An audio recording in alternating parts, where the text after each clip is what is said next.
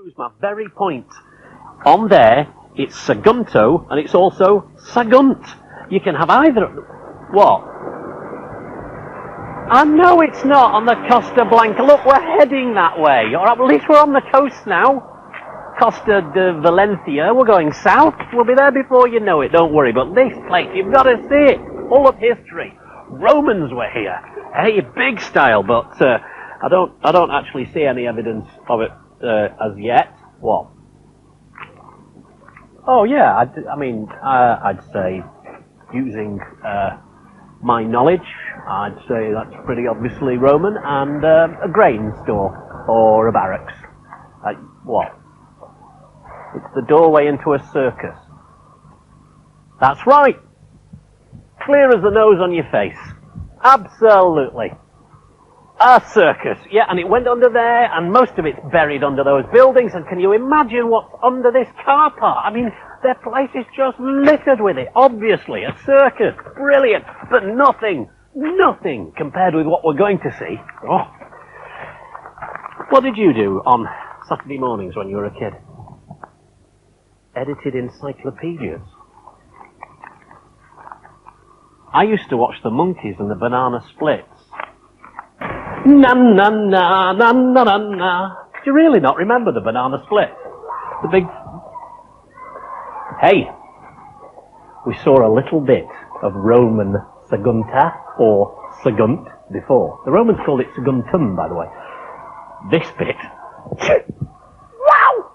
1st century. Now, Sagunta is built on a hill, just like Morea. And just like Morea, it has various different influences on top of that hill. We're going to see them in a bit.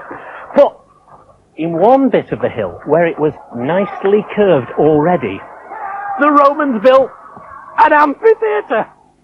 Wow! Look at that!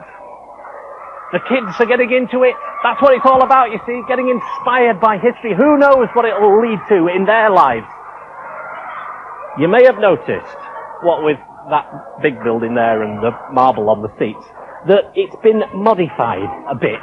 But that's all right, because they're using it as a theatre now, and these kids are getting a buzz out of it. So, it's all right. It doesn't have to be totally original. This place has had so many influences. People moving in, people being thrown out, moved in, thrown out. The Jews were thrown out of here in 1492, the same year that Spain finally threw out the Muslims in Granada. But they gave them a little quarter just over here. There's a Jewish quarter. Nice little houses, all crammed together. But up at the top, 7 different sections to the castle. I can't wait to show it. It's enormous. Let's go.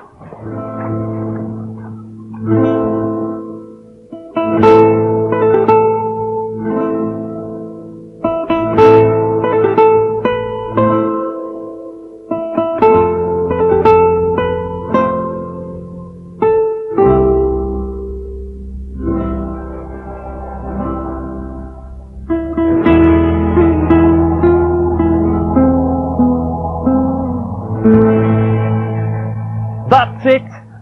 I'm fully revved up and ready to party. We'll need some sandwiches. Hey? For the party? No, I'm going to do the castle. You mean... Look, if we're going to do the foodie bit, we're doing the castle after, alright? Unbelievable! Fantastic! Enormous! I tell you what. Just for once, why don't you do what we call in the trade a pan, but do a pan right the way round and show everybody this astonishing sight, the castle disappearing over yonder hill, the sun setting over the mountains, the flatlands that were probably once covered by sea, the Mediterranean, and then back again for the other side of the castle. This place is stunning. They think that the name Zagunta comes from the Greeks who settled here. Now those Greeks were from Zakynthos, and whose country's been there, and if memory serves, Zakynthos meant a town on a hill, I think. Well, blow me if this isn't a town on a hill. It's the capital of the local region, and it is in the northernmost part of Valencia. Mountains over that way, Mediterranean that way, flat, fertile land in between, and this huge piece of rock perfectly designed as a defence. They reckon that Bronze Age man was here. In fact, they've found remains, but not on this hill. Now, I reckon if Bronze Age man was here, he'd definitely been on this hill. It's just that it's been covered up over the centuries. When I say centuries, 2,000 years of history in this castle. And I'm going to do it.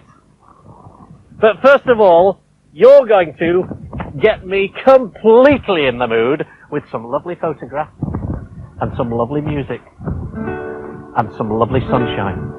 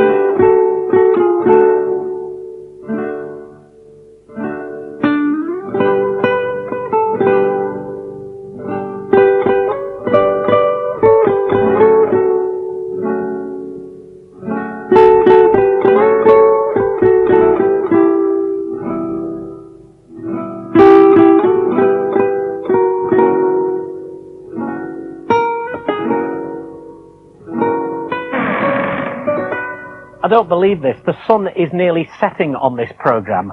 I'm not going to get any more interruptions, am I? Thank you. Right, now I get to do the history of the castle. I told you before, it's 1 kilometre long. That's huge for a castle. And it's in 7 different stages. I'm going to go through them. 5th century BC, the Iberians settled here, and they called this town Ars. And don't be like that. It's just an Iberian name. That's all. They traded with the Greeks. Oh, there's a big drop here. With the Greeks and with the Phoenicians. And it prospered. It did ever so well. And then came the Carthaginians and the Romans. And they were sort of at loggerheads around about here. So this place, although it was aligned to Rome, was independent. Now, Hannibal, in 219 BC, set off on his war against the Roman Empire, and this was the first place that he attacked, smashed it about a bit. He laid siege to this place for 8 months. That means stopping anyone and everyone from either going in or coming out or getting any food. Finally, the brave people who were inside it set fire to themselves. A bit drastic. But it shows you how ruthless Hannibal must have been. That really got up the Roman noses. The Roman nose.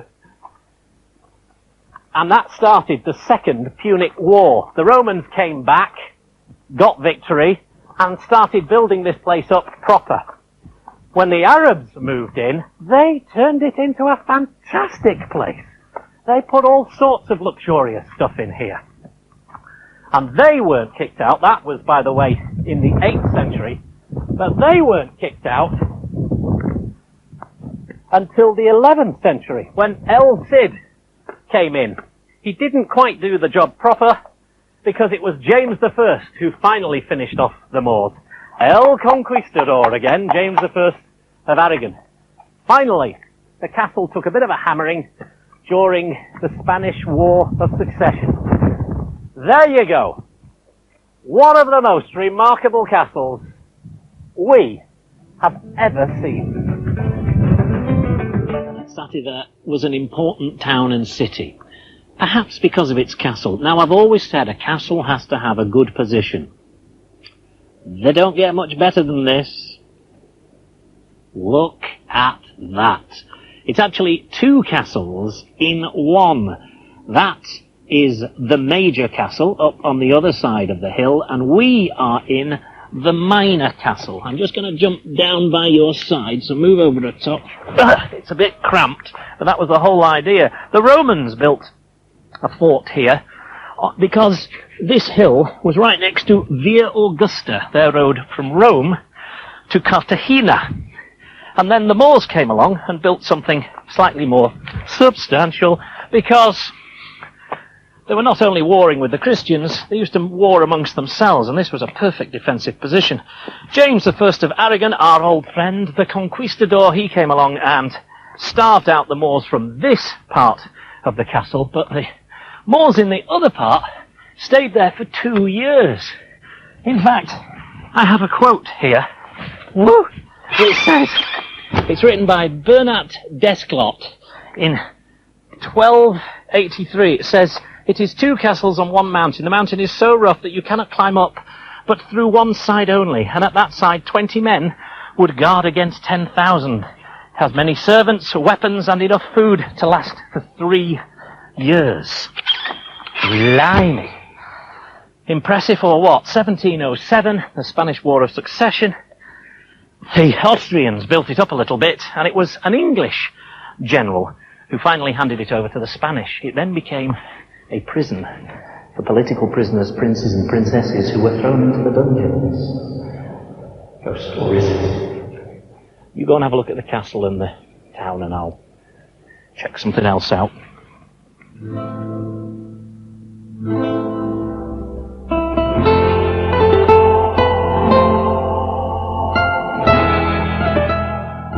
And about 4 miles inland, a memorial to the man who dug up one of the island's most important prehistoric sites.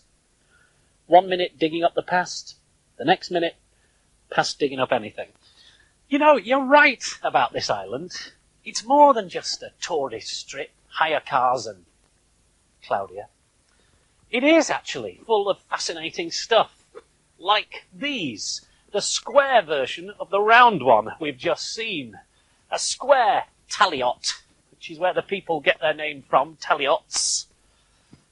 They gave them that name because they don't really know very much about them. They do know that they came from the east of the Mediterranean, and they settled in various places like Corsica and Menorca, and they built similar constructions. The reason they don't know about them is because they know they couldn't write or read. But they were very successful farmers, and they took over from the race that was already on the island. Hello. Hello. Lovely little dog. And they may even have enslaved the race that was already here. They built up wealth and power, and they had huge livestock resources. They know that because they've found bones absolutely everywhere. And also they virtually worshipped the bulls because they found metal bulls that they reckoned were gods to these people. And maybe Jimi Hendrix was right, because here we are, all along the watchtower.